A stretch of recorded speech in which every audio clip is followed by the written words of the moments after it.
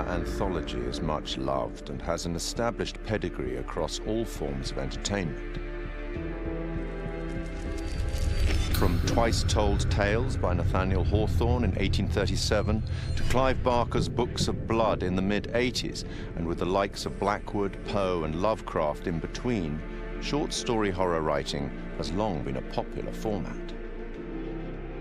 Largely regarded as the first published horror anthology, Twice Told Tales is a collection of mostly previously published stories from The Token, an annual illustrated gift book published in Boston. The author of Twice Told Tales, Nathaniel Hawthorne, was born on July the 4th, 1804, in Salem, Massachusetts. His great-great-grandfather was John Haythorne, a Puritan, and one of the judges who presided at the Salem witch trials of 1692. In 1842, Edgar Allan Poe reviewed Twice Told Tales for Graham's magazine, concluding that Hawthorne was a man of indisputable genius.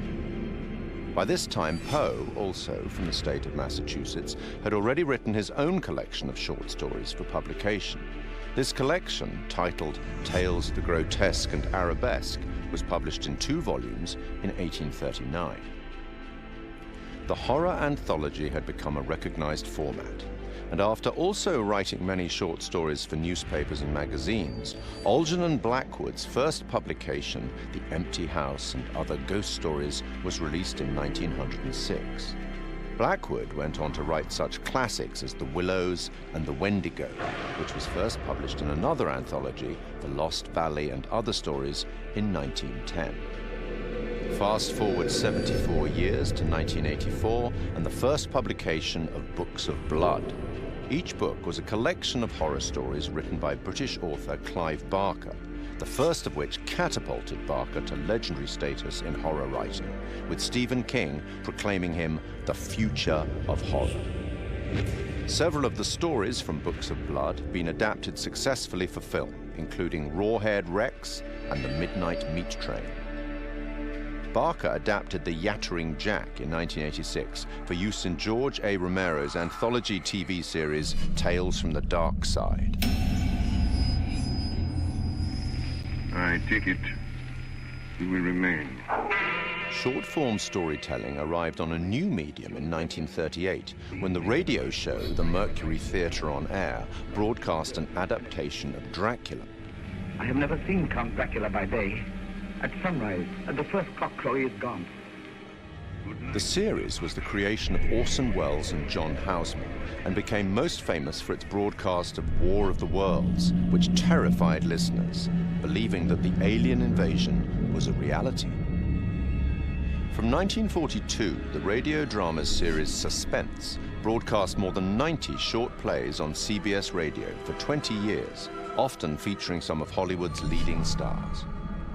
Initially, the series seldom used material that would be classified as horror, fantasy, or science fiction, but by the late 50s, this became a regular occurrence, including material such as H.P. Lovecraft's The Dunwich Horror. One episode, The Hitchhiker, broadcast in 1942, featured a performance by Orson Welles and was later adapted for an episode of The Twilight Zone in 1960.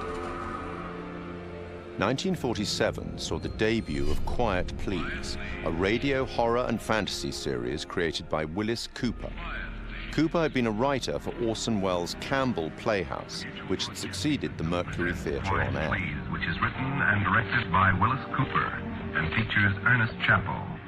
Quiet Please for tonight is called Camera Obscura. The play's scripts often broke the fourth wall by speaking directly to the listener, a technique much adopted in later horror anthologies.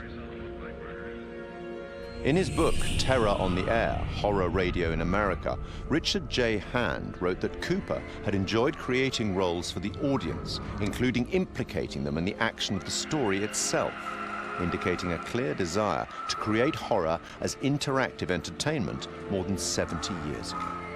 The show ran for 2 years.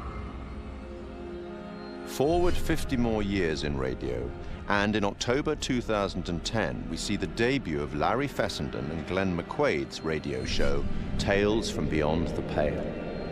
Successful genre filmmakers in their respective rights, the two began producing episodes under Fessenden's studio, Glass Eye Pix, influenced by the works of Boris Karloff, Peter Lorre, and Orson Welles.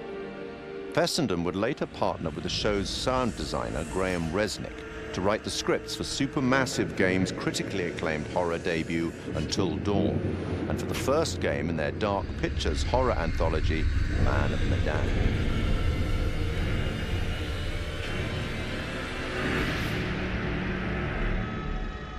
In film and TV, short-format horror has been successfully represented many times since The Twilight Zone in 1959.